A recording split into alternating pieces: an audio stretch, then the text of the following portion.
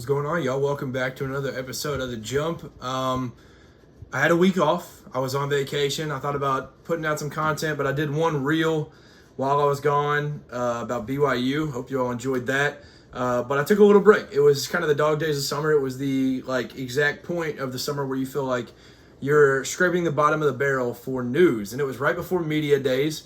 But now the media days have passed. So I'm here to talk about that a little bit. It's officially like college football season. We're less than, 5 weeks away.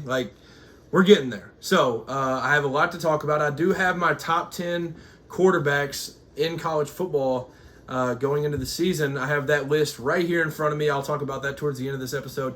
But I have a lot of media days stuff to talk about, and one that actually came out before media days about a certain retired coach that I need to talk about. So with all that being said, we'll get straight into it with college football. That's the big talk as of right now. So I mentioned the retired coach. That is Nick Saban, the greatest coach of all time. There's a rumor by one Greg McElroy saying he heard a person that's in the know that believes Nick Saban will return to coaching. And Greg stated, if it wasn't notable, I would have never said a word. So this is very, very significant, obviously. This is the guy that I believe this means he's going NFL. That's what I'm taking this as. This is a guy that literally retired 2 years ago, not even 2 years ago.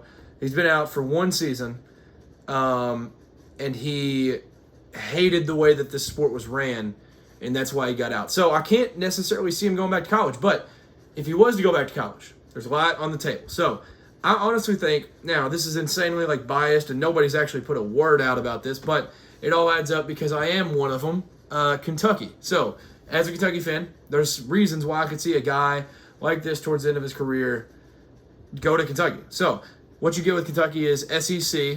That's the number one thing right there. You get to stay in a top 2 football conference every single year. In Kentucky, you get what retired coaches love: relaxing, horse races, bourbon, all these different things. I could see him go to Kentucky. That's just one that's out there. There's a lot on the table, obviously. There's LSU, and obviously some of these teams have very suitable coaches. They're doing just fine. But there's a lot that are on the table. There's a lot of teams rumored that if he comes back to college, then we'll see what happens. But I think if he was to return to coaching, I would think it would be NFL. That's just my perspective, just because it's he hated this sport the way it was ran so much. Why would he come right back in 2 years? So that is super notable, though. Nick Saban, it's the biggest name in college football history. So, and speaking of that, actually on my vacation, I don't know if you all follow me on my actual personal socials, but I got to go to Bryant-Denny Stadium. So I got to see Saban Field. I got inside. I got all the way up to the very, very top of the stadium, all the way right by the field. It was absolutely beautiful, breathtaking stadium, first time there. So that was a blast. Moving on, keeping it in the SEC. So this was not media days. This was actually to the Baton Rouge Rotary Club. Don't even know completely what was going on here, but Brian Kelly says, you need those great traits when you're on the road, when you're at Death Valley Jr. So, obviously referring to the Clemson Tigers Memorial Stadium that they refer to as Death Valley.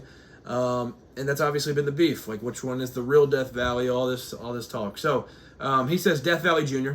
Now, the thing about calling it Death Valley Jr. right now is that they play there in a little over a month. So the best edge in college football this next year, in my opinion, TJ Parker, comments on his Death Valley Jr. comment by saying they can have their opinion. We're going to handle all of that on August 30th. So that's the most tough, that's the toughest response you can have.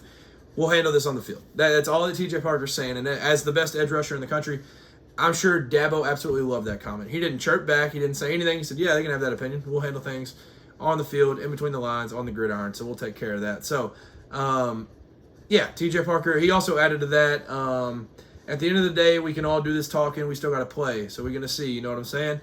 They're hyping up everybody across the board, all these transfers they got. We'll see.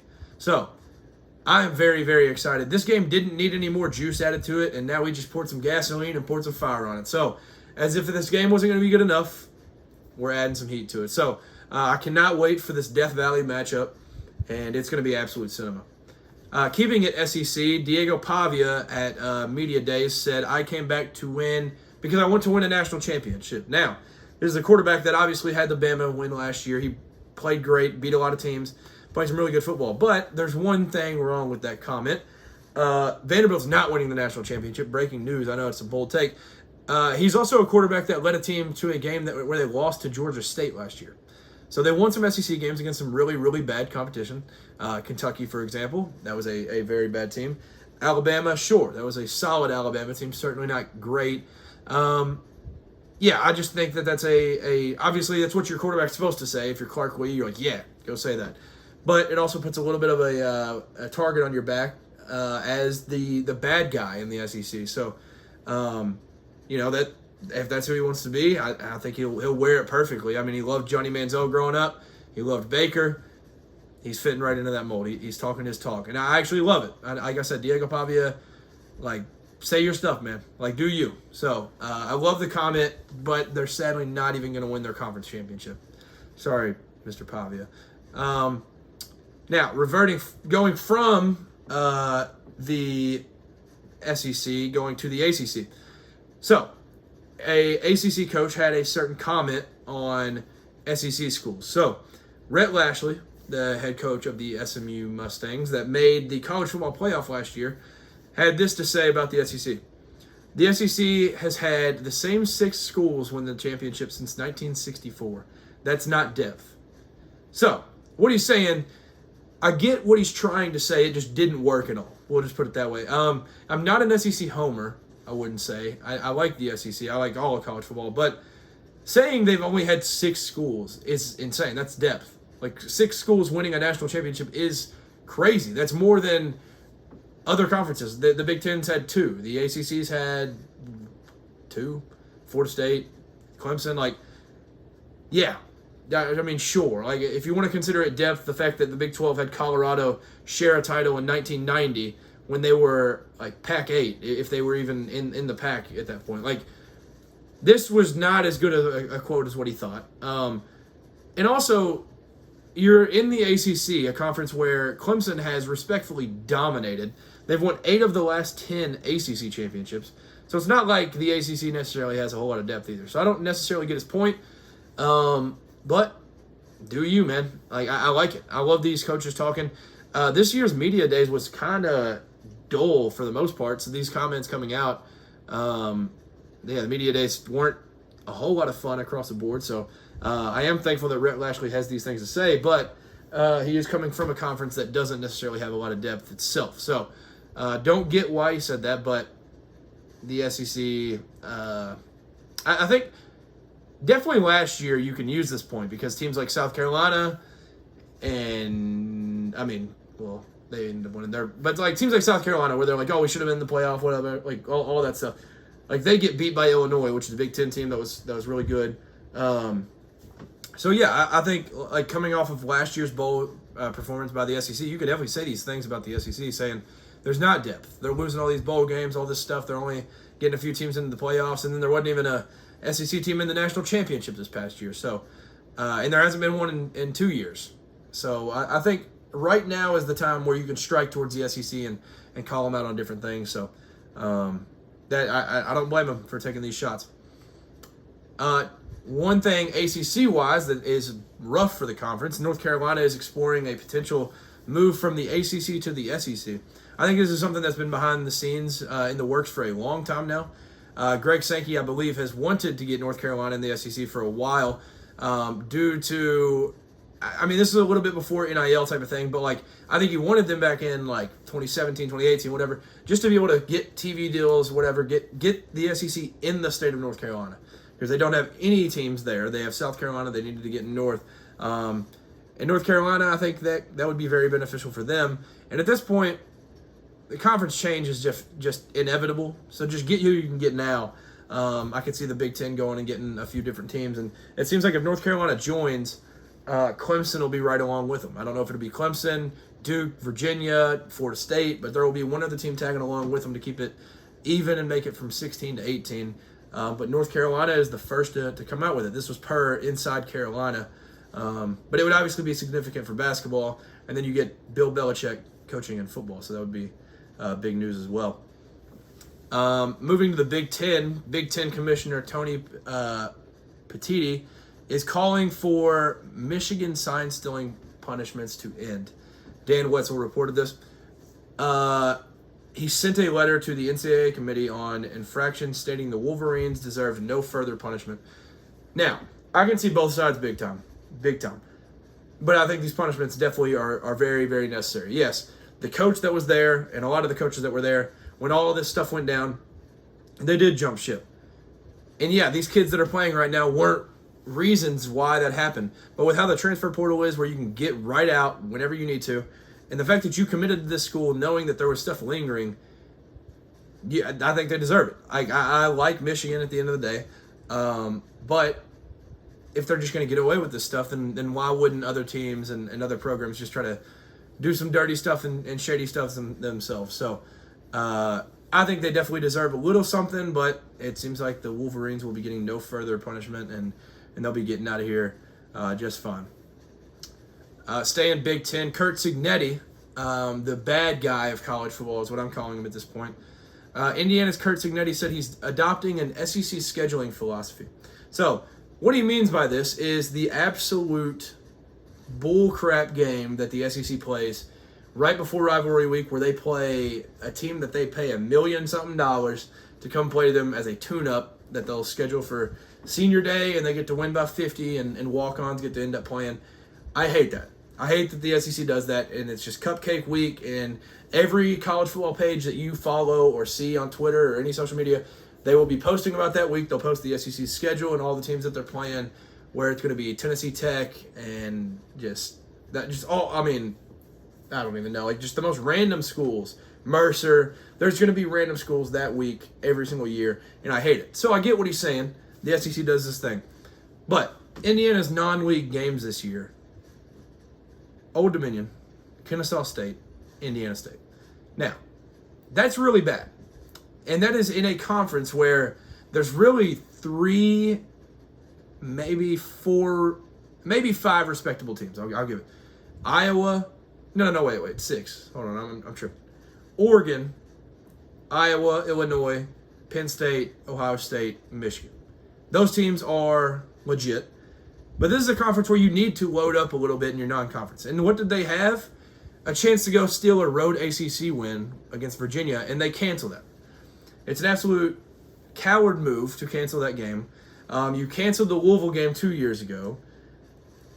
Last year. It's just ridiculous. Like, they're making it as easy as possible, and it's going to get to the point where they're going to value a whole lot more into the strength of schedule than they do with the wins by the win column because of stuff like this. Curt Cignetti, you are an amazing coach, but you're taking a horrible approach to this, and you're not making anything fun. It's brutal to see a team like this, but I don't think they're going to be playoff anyways this year. They have a few tough games, so I don't think it's going to be the same treatment as last year, but we'll see how the Hoosiers do. Jake Retzloff. Speaking of the Hoosiers, this guy didn't make my list, but Fernando Mendoza, I'm very, very massive on him, and he was barely not in my top 10 quarterbacks list, so that's a little sneak peek. Jake Retzloff commits to Tulane, I think as a walk-on, technically. He goes from BYU to Tulane. So I am very excited for him. He gets out of a situation that seemed a little weird. I don't fully know what was going on out there, but he goes to New Orleans, where he's going to be a great piece on a team that could be now the best G5 team. He's not the best quarterback in the world, but he's certainly a very solid quarterback. He was very good last year. And I think John Sumrall is an absolute sleeping beast that's going to end up getting a big job one day and absolutely kill it. So I'm excited for Retzloff to be there, following Darian Mensah's steps. And Mensah, I'm very high on him over there at Duke this year. So, I think he honestly makes Tulane the best G5 team and kind of the team to beat that will probably make the playoffs. So, excited about that. BYU to Tulane. And there is a pretty big Jewish population in New Orleans. So, excited about that as well. You know, he doesn't have to kind of stick out or anything. Like, I think they had last year on College Game Day, they literally had an entire segment or like a story thing one of the mornings about him like kind of being like the only Jew to like ever go to school there, and the first one in a very long time, and he kind of stuck out like a sore thumb in a way. So whether that was true or not, he's out of there, and now he's playing for Tulane and playing for an incredible coach in John Summerall. So the reason you all may have clicked on this video, this will probably be the thumbnail, and honestly the title will kind of resemble this. I don't know what I'm going to make the title of the video, but I have my top 10 quarterbacks in college football. So I believe there is a consensus top 3, like unanimous top 3. I think these 3 are steps above everybody else, and then there's a different group right behind them. So here we go. Let's get into it. So number 1, Cade Klubnik. I have him as the number 1 quarterback in college football ahead of the 2025-2026 season. I believe what he has, returning his offensive line, the receiving core coming back, everybody coming back is insane. What he'll have defensively is amazing. And then the number 1 thing that has me most excited is now it's year 3 with Garrett Riley. You see what he did in year 2 as a step up. Year 1 wasn't great. Year 2, really good season.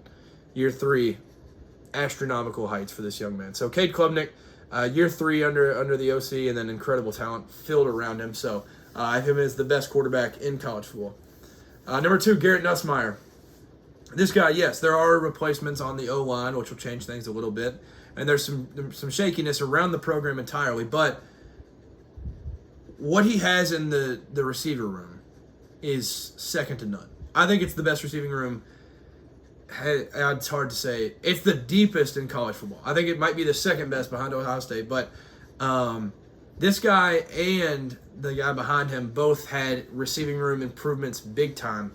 But the thing about Garrett is he is returning Aaron Anderson. Like, he's returning elite receivers as well as bringing in the best receiver from numerous different schools. So I don't know how they figured all that out to get all these guys here, but they're there nonetheless. Deepest receiver room in college football right here. Garrett Nussmeier, number 2.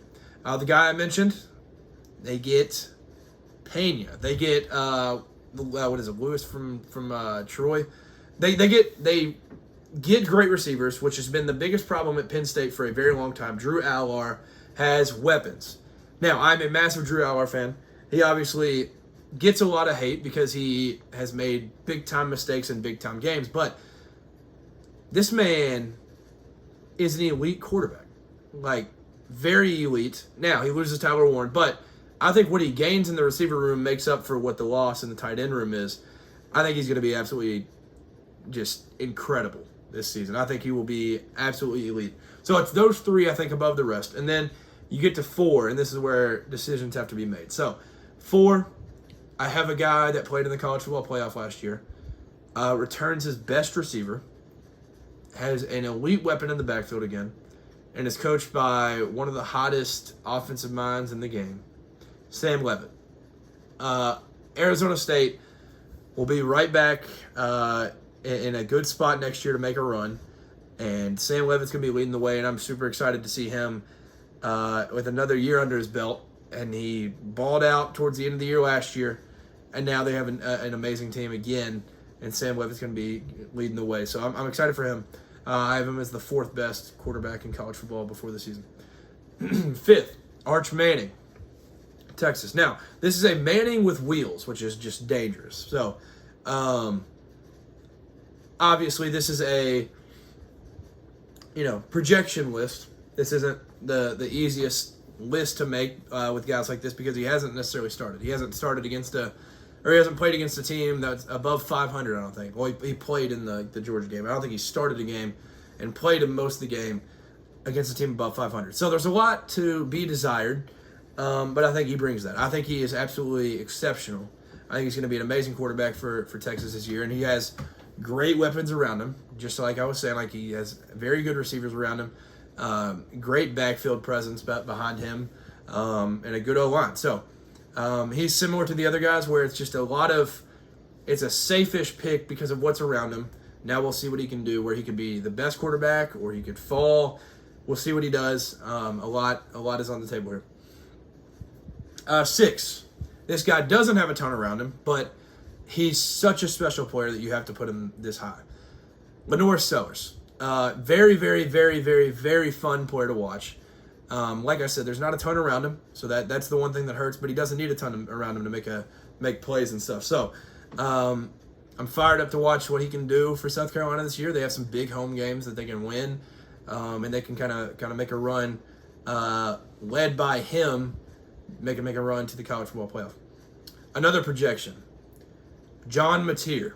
Now, this is partially John Mateer featuring Ben Arbuckle. So, Ben Arbuckle, a great OC that came with him from Washington State. Now, this guy, John Mateer, there's a little Baker Mayfield in him. Now, it's the Oklahoma connection, I know, but he's got some crap to him. That's the best way to put it. He's a gamer. He's absolutely special.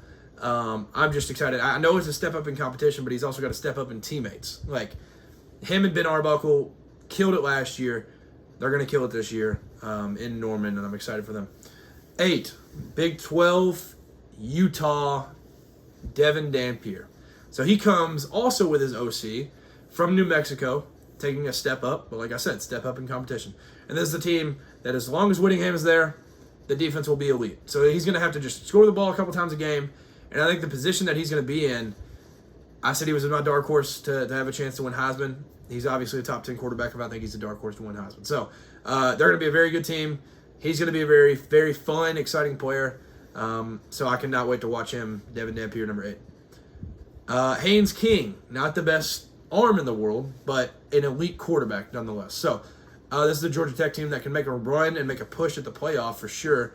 And yeah, I'm just excited to see what Haynes King can do with another year. He loses some receivers and loses guys around him, but with how he plays football, he's not going to need a ton around him. And I'm just excited to see what he's able to do and has an incredible coach leading the way for him. And then number 10, a guy that I've been high on since he played in the Sugar Bowl, I believe it was, against Baylor, Luke Altmaier. The Mississippi boy that's gone up to Illinois.